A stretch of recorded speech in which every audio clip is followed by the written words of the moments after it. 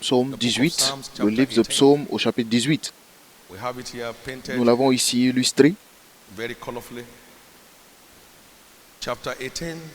Psaume 18, au verset 28. Comment cela? Au verset 29 dans la version française. Oui, tu fais briller ma lumière. L'Éternel, mon Dieu, éclaire mes ténèbres. Avec toi, je me précipite sur une troupe. Avec mon Dieu, je franchis une muraille. Les voies de Dieu sont parfaites. La parole de l'Éternel est éprouvée. Il est un bouclier pour tous ceux qui se confient en lui. Car qui est Dieu si ce n'est l'Éternel? Et qui est un rocher si ce n'est notre Dieu? C'est Dieu qui me sent de force et qui me conduit dans la voie droite. Il rend mes pieds semblables à ceux des biches et me place sur mes lieux élevés. Verset 35 ensemble. Il exerce mes mains au combat et mes bras tendent l'arc d'airain. Il exerce mes mains au combat pour que je puisse briser, je puisse tendre l'arc d'airain par mes mains, par mes bras. Je peux traverser toute barrière et je prends l'arc et je le brise pour marcher. Il exerce mes mains au combat et mes doigts à la bataille. Maintenant, écoutez ce qu'il dit plus loin dans ce verset. Verset 44. Tu me délivres des dissensions du peuple. Tu me mets à la tête des nations. Toutes les forces occultes, des sorciers, des groupes. Un peuple que je ne connaissais pas, mais t'a servi. Au verset 45 ensemble. Ils m'obéissent au premier ordre. Les fils de l'étranger me flattent. Verset 46. Les fils de l'étranger sont en défaillance. Ils tremblent hors de leur forteresse. Ils obéissent au premier ordre. Donc, dès qu'ils entendent, ils obéissent. Dès qu'ils entendent, ils obéissent au premier ordre. Pas dès que vous pleurez. Mais lorsque vous venez, ils tremblent déjà. Oh, es-tu venu pour nous détruire avant l'heure? Dès qu'ils entendent au premier ordre, recevez cette onction pour la bataille aujourd'hui au nom de Jésus. Il exerce ma main au combat afin que je puisse tendre. Je peux juste le briser et avancer. Il exerce mes mains au combat et mes doigts à la bataille. Je peux briser une barrière de fer par mes bras. Il m'a entraîné, exercé au combat. C'est très important. Et j'ai dit hier, pendant le culte de transfert, que l'intelligence est la colonne vertébrale de toute armée. Dites l'intelligence. Les services secrets en disant. Donc vous avez certaines informations que vous utilisez pour votre triomphe. Vous avez certaines clauses que seulement vous avez et vous savez comment les utiliser pour gagner la bataille. Et ce livre est la banque des renseignements de Dieu. Donc, il n'y a nulle part où vous pouvez connaître la force de votre ennemi si ce n'est dans ce livre. Ce livre est ce qui expose les forces de vos ennemis et aussi comment les traiter. Vous savez ce que le psalmiste a dit? Et il dit, par tes commandements, tu m'as rendu plus sage que mes ennemis, parce qu'elles sont toujours avec moi. Mes ennemis sont toujours là, mais je suis plus malin qu'eux. Tu m'as rendu plus sage. Tu m'as rendu plus sage. J'ai accès à l'intelligence, au renseignement divin, par ces commandements, afin de traiter et de combattre mes ennemis. La connaissance de la vérité est notre rempart pour la victoire. C'est par tes commandements que tu m'as rendu plus sage que mes ennemis. Parce qu'ils sont toujours là, mais je vis comme s'ils étaient morts. Parce que tu m'as rendu plus intelligent qu'eux. Tu as exposé la faiblesse de mes ennemis. Tu m'as montré la voie de sortie. C'est très important. Paul l'apôtre disait, combattez le bon combat de la foi. Saisissez la vie éternelle auquel vous êtes appelés. Donc, qu'est-ce qui rend le combat de la foi un bon combat? Si c'est un combat de la foi, la victoire est sûre. Est-ce que vous pouvez dire Amen? Parce que la parole de Dieu dit que tout ce qui est né de Dieu a vaincu le monde. 1 Jean 5, verset 4. Et la victoire qui triomphe du monde, c'est notre foi. Donc, le combat de la foi est un bon combat. Parce que la victoire est garantie. Comment?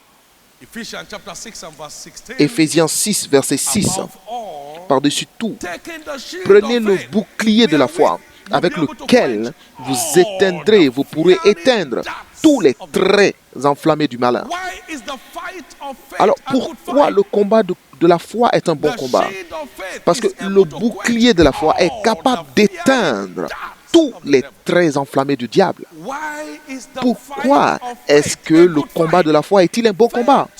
Parce que la foi l'aura toujours comme il le veut. Et elle verra tout ce qu'elle dit s'accomplir. Si vous dites à cette montagne, ôte-toi et jette-toi dans la mer. Marc 11, 23. Et si vous ne doutez point en votre cœur, mais croyez que les choses que vous avez dit s'accompliront, alors vous les verrez s'accomplir. Pourquoi le combat de la foi est-il un bon combat? Parce que la foi proclame toujours la fin au commencement. Parce qu'il est fait selon votre foi.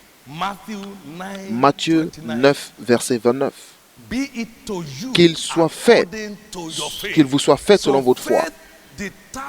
Donc la foi, détermine la fin dès le commencement. C'est pourquoi le combat de la foi est défini comme un bon combat. Donc, ce n'est pas un mauvais combat. C'est un bon combat. Si c'est un combat,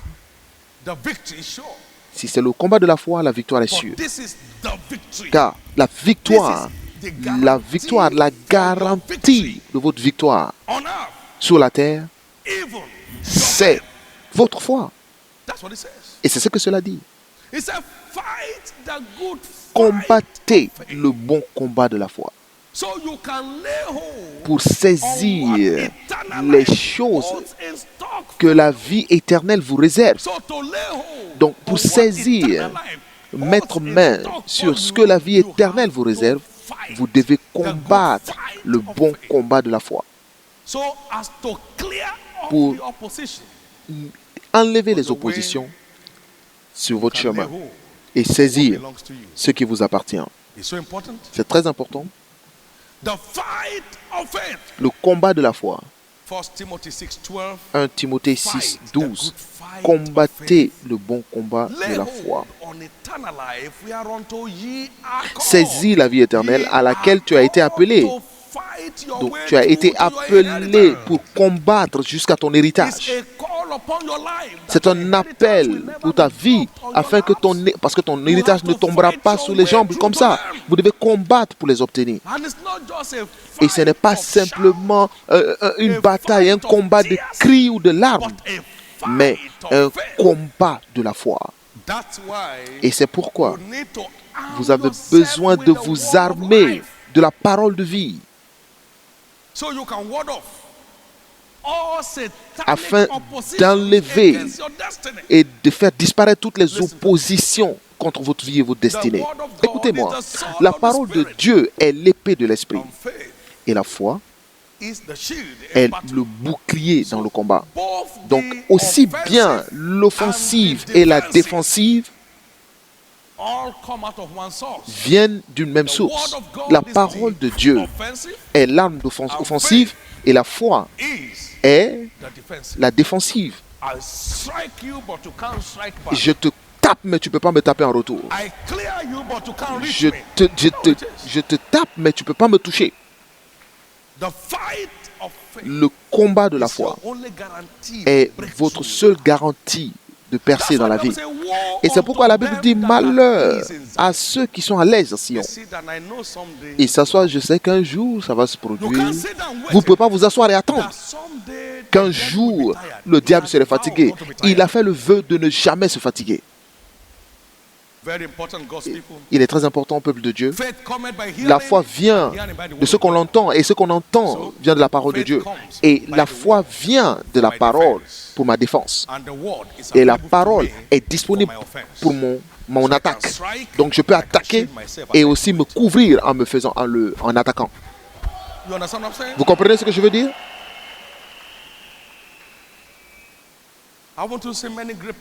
N'avez-vous pas vu de grands prédicateurs qui ont été attaqués par Satan? Ils sont frappés de maladies parce que le bouclier n'est pas là. Ils ne font que frapper, mais ils n'ont pas de bouclier pour se protéger. Un homme, un jour, a pris sa Bible, il a commencé à manger en public. Il frappait sans bouclier. C'est très important. C'est pourquoi le combat de la foi est un bon combat. C'est aussi bien votre arme offensive et défensive. Vous pouvez l'obtenir comme vous voulez. C'est pourquoi le combat de la foi est un bon combat. J'ai lu ceci hier et je pense que cela nous est pertinent aujourd'hui. Dans Deutéronome 2, verset 24. Deutéronome 2, verset 24.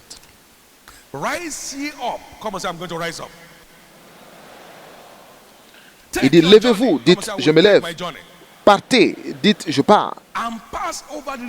Et passez le torrent de l'Arnon. Dites, je passe ce torrent. Vous voyez, il y a un torrent entre eux et ce que Dieu leur a donné. Va, passe ce torrent. Arrête de dormir. Cessez d'attendre. Cessez de souhaiter qu'un jour ça s'ouvre. Levez-vous, partez et passez le torrent de l'Arnon. Voilà, je te livre entre tes mains Sion, le roi de Hesbon. Commence la conquête, fais-lui la guerre. Fais-lui la guerre. Je te l'ai donné, mais il faut que tu te lèves. Il faut que tu te lèves pour t'occuper de la tâche. Pars, passez le torrent de l'Arnon. Vois, je livre entre tes mains Sion, roi de Hesbon, l'Amoréen, et son pays. Commence la conquête. Fais-lui la guerre. Dites après moi, je vais commencer. Maintenant, la ligne de front est tracée. Ne laissez pas l'ennemi molester votre destinée. Ne laissez pas l'ennemi vous transformer en puanteur. Il a dit commence, dites je commence.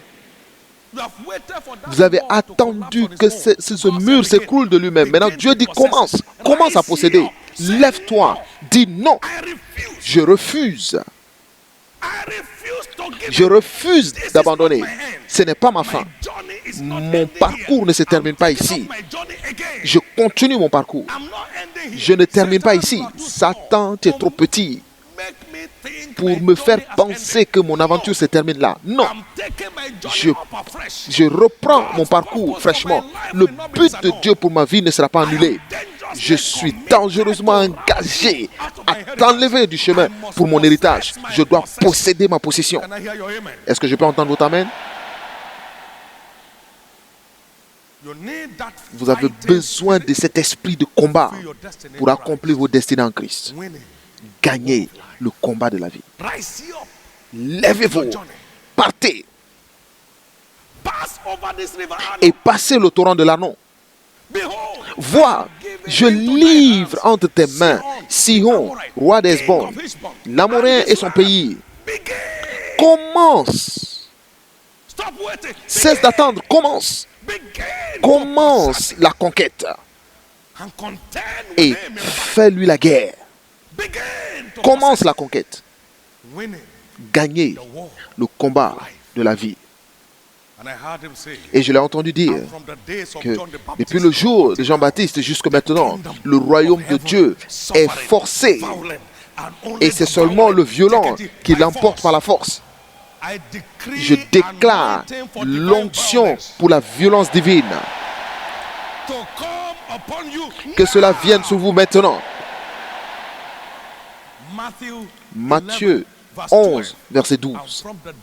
Et depuis le jour de Jean-Baptiste, le royaume de Dieu souffre de violence. Et c'est seulement ceux qui sont violents qui l'emportent par la force de force. Donc, mettez la main sur votre front. Recevez l'onction pour la violence divine maintenant. Recevez cette onction pour l'intelligence divine maintenant. Au nom de Jésus.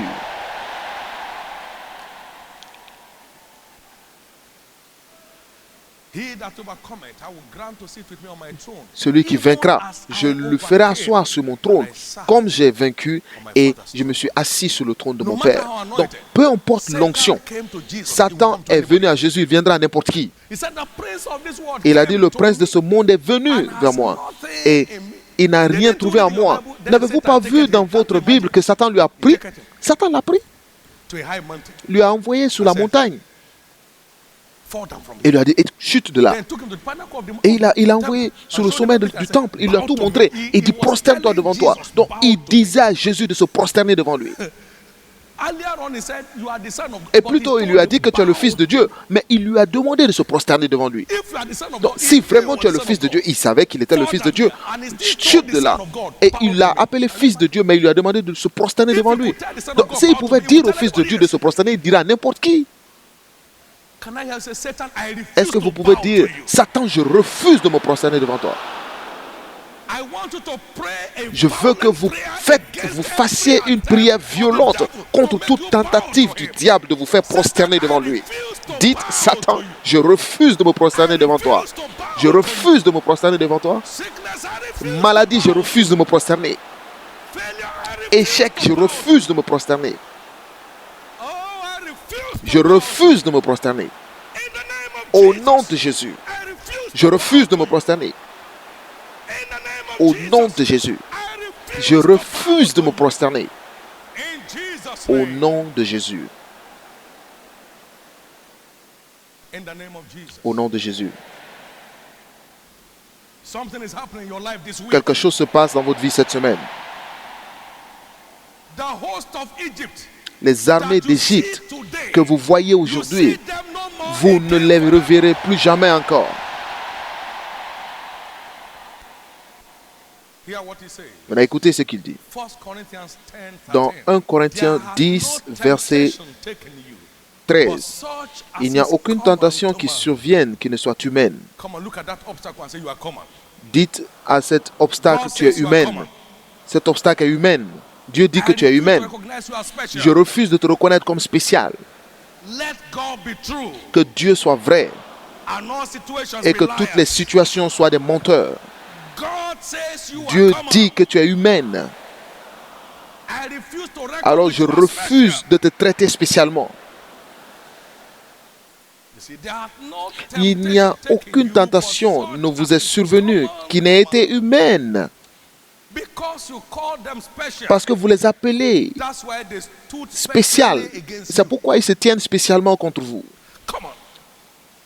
Humaine. Il y a un pasteur qui me rappelait qu'il était à une réunion à Jos. Lorsqu'une femme sans trompe a partagé son témoignage, elle n'avait pas de trompe. Donc, cela veut dire qu'il n'y avait nulle part où l'enfant pouvait grandir. Donc, elle n'avait plus l'espoir d'avoir un enfant.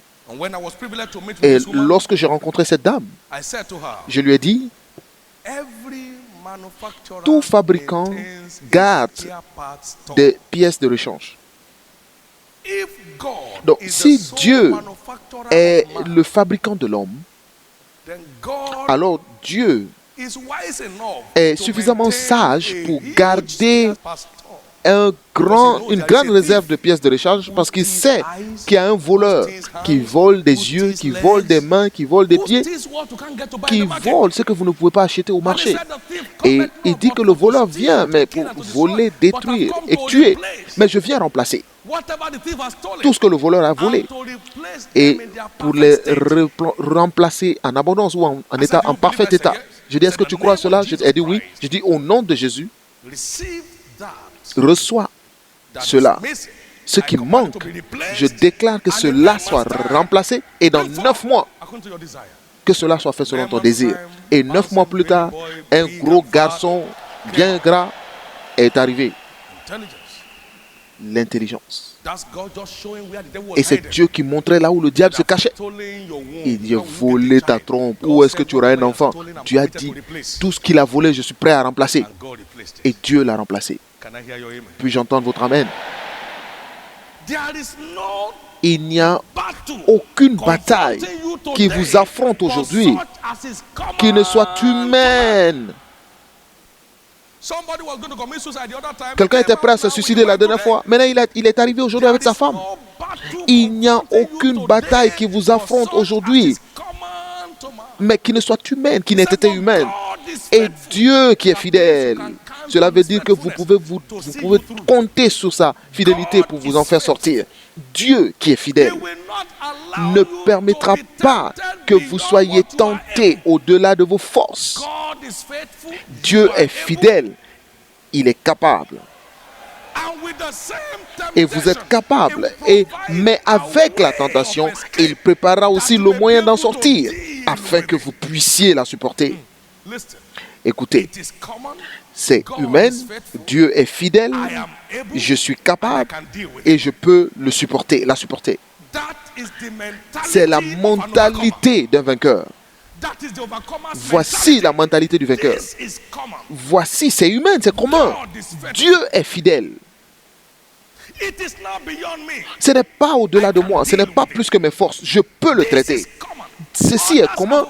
Les choses ont vaincu des choses plus grandes que ça. Dieu ne peut pas me donner un examen supérieur à la classe dans laquelle je me trouve. Ceci est commun, c'est ordinaire. Dieu est fidèle. Et je suis capable. Et par mon Dieu, je suis capable de traiter. Il y a toujours une voie d'en sortir. Je peux le traiter. Il a dit, il n'y a aucune tentation ne vous est survenue qui n'ait été humaine. Et Dieu qui est fidèle ne permettra pas que vous soyez tentés au-delà de vos forces. Mais avec la même tentation, il préparera aussi le moyen d'en sortir afin que vous puissiez la supporter. Donc il y a un moyen d'en sortir. C'est ordinaire. Dieu est fidèle. Vous êtes capable. Alors il y a un moyen d'en sortir. Vous pouvez la supporter. Avec cette mentalité, vous êtes prêt à traiter cet obstacle. Maintenant, écoutez, vous pouvez déterminer que cette barrière ne survivra pas après ce mois. C'est à vous de le déterminer. C'est à vous de le déterminer. C'est ordinaire. Dieu est fidèle. Je suis capable. Alors il y a un moyen d'en sortir. Je peux la traiter. Et c'est pourquoi je traite ceci ce soir. Et maintenant, au nom de Jésus-Christ, je traverse. Tout ce qui se tient sur votre chemin, vous les traversez ce mois. Puis-je entendre votre amen? Je dis, vous les traversez ce mois. Vous les traversez ce mois. Je dis, vous les traversez ce mois. Vous les traversez ce mois.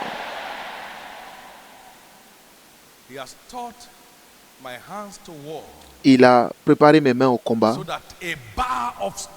afin que je puisse tondre une barre de fer par mes mains.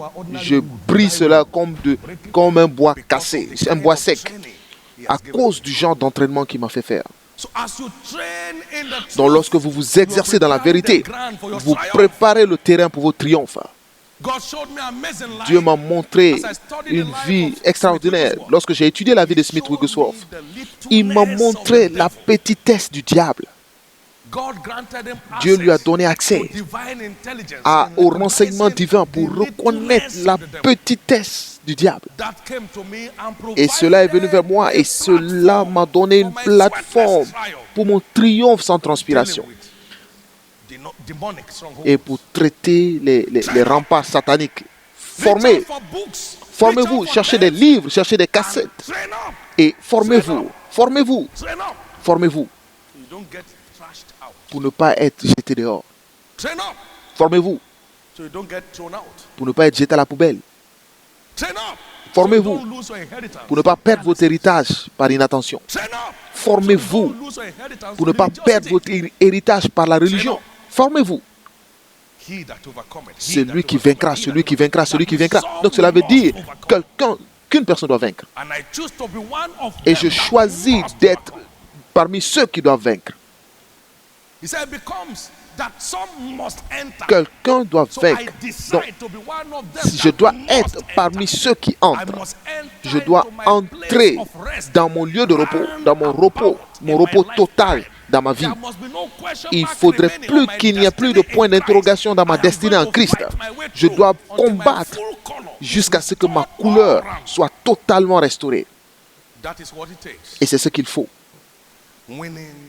Gagner le combat de la vie.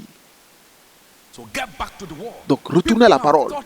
Les gens ont tout enseigné de façon religieuse, que lorsque vous pleurez, que vous vous lamentez, vous tournez sur le sol, vous allez gagner. C'est pas vrai. C'est pas vrai. Il y avait une petite ville et un pauvre sage dans cette ville qui, par sa sagesse, a délivré la ville. Alors, j'ai dit, la sagesse est mieux que la force. Et j'ai dit que la sagesse est mieux que la force, que les armes de guerre. Ecclésiaste 4, 9, versets 14 à 18. La sagesse est mieux que la force. La sagesse est mieux que les armes de guerre. La sagesse est mieux que la force. La sagesse est mieux que les armes de guerre. Alors, lequel d'entre vous, partant à la bataille, ne s'assoit pas d'abord pour calculer s'il a ce qu'il faut pour supporter l'opposition, ou alors qu'il commence à le supplier lorsque la bataille commence. Donc, vous vous préparez au combat. Dites préparer. Luc 14, verset 28 à 31. Luc 14, 28 à 31. Donc, chaque prince se prépare à la bataille. Vous vous préparez dans la parole de Dieu pour affronter les défis qui essaient de vous arrêter. Il dit, lève-toi, sois éclairé, car ta lumière arrive. Alors, mettez la main droite sur la poitrine. Je déclare maintenant la grâce divine pour la versatilité dans la bataille. Recevez cela maintenant au nom de Jésus.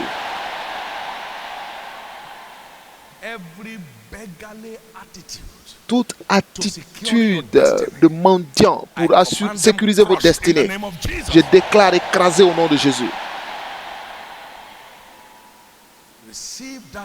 Recevez cette onction pour le combat maintenant.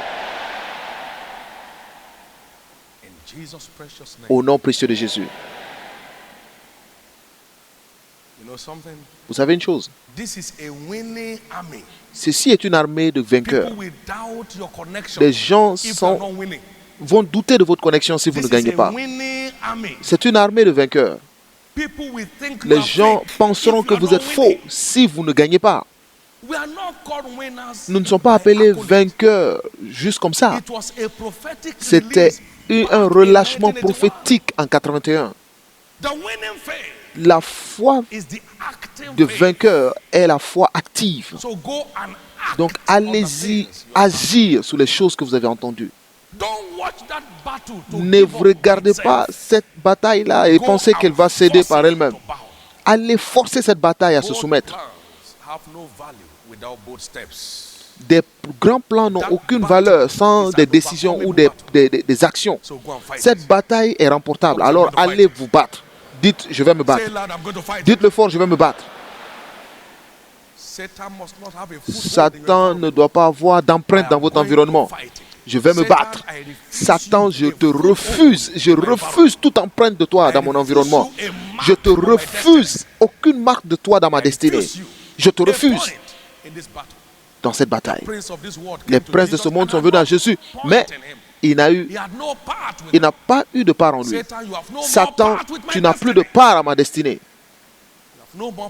Tu n'as plus de part à ma destinée. Je refuse de me soumettre à la maladie. Je refuse de me soumettre aux infirmités. Je me refuse de me soumettre à l'échec, à la frustration. Je refuse de me soumettre. Parce que je suis de Dieu et je les ai vaincus. Celui qui est en moi est plus grand que celui qui est dans le monde. Je refuse de me soumettre. Et si vous refusez de vous soumettre, vous n'allez pas brûler. Ces jeunes gens ont dit, nous n'allons pas vous soumettre à ce Dieu. Et il dit, je veillerai à ce que vous ne brûlez pas. Vous allez sortir avec triomphe. C'est votre semaine de victoire. Est-ce que vous pouvez dire